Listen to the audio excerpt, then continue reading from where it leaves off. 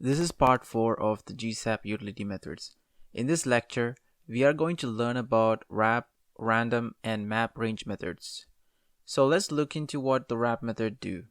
According to GSAP, a wrap method places a number or index of an array into a specified range such that when it exceeds the maximum, it wraps back to the start, and if it is less than the minimum, it wraps to the end. In the context of tweening, this has the effect of cycling through the values.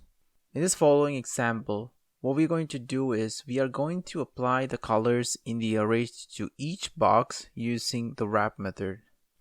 So we will add the GSAP2 method. The first parameter is going to be boxes array, and inside the configuration we add the background color colon gsap.utils.wrap.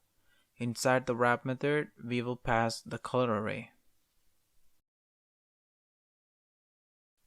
So this will distribute each color to each boxes, which is equivalent to its index.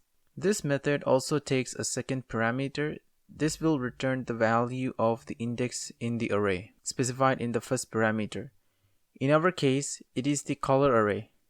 The first color is red. As you can see that I'm using the hex code of red. This can go on indefinitely.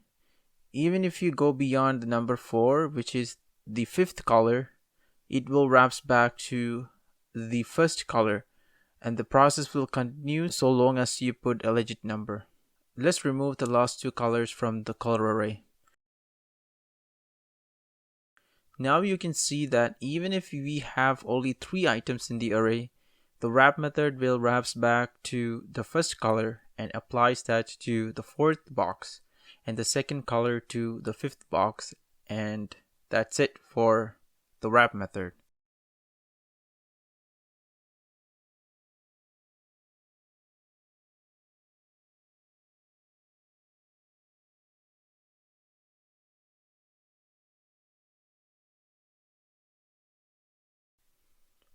Next is random utility method. Let me remove all the code from here to get some space. We don't need these lines of code anymore.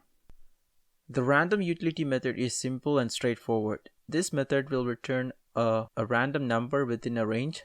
So let's add label.innerText equals within template literals. Instead of adding the random method inside, I'm creating a separate variable called random. It equals gsap.utils.random. This takes 3 parameters. The first is the min range value, second is max range value, the third is the snap value. So I'm putting 0 as the first parameter and 500 as the second parameter. Let's pass the random variable inside the label. Oops, I put the wrong name for the label object. Label.innerText. Each time I refresh the page, you can see that the numbers are changing, but it is following the range values in between 0 and 500. And also you notice that it is displaying the float values. It is how it works. Let's add a snap value of 5 as the third parameter. Now refresh the page.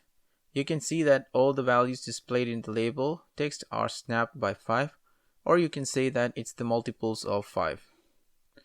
Put 10 instead of 5. As you can see, it remains the same behavior. The next and the final method we are going to learn is the map range method. So what is map range? This method will map a number's relative placement within one range to the equivalent position in another range. Let me demonstrate this with an example. Create one variable called mapValue equals gsap.utils.mapRange. This method takes 5 parameters. The first is the lower bound of the initial range to map from. The second is the upper bound of the initial range to map from. Third is the lower bound of the range to map to. Fourth, the upper bound of the range to map to. And finally, the 5th parameter is for the value to map. In this example, we are passing 0, 100, 0, 5, and 50 for each respective parameters.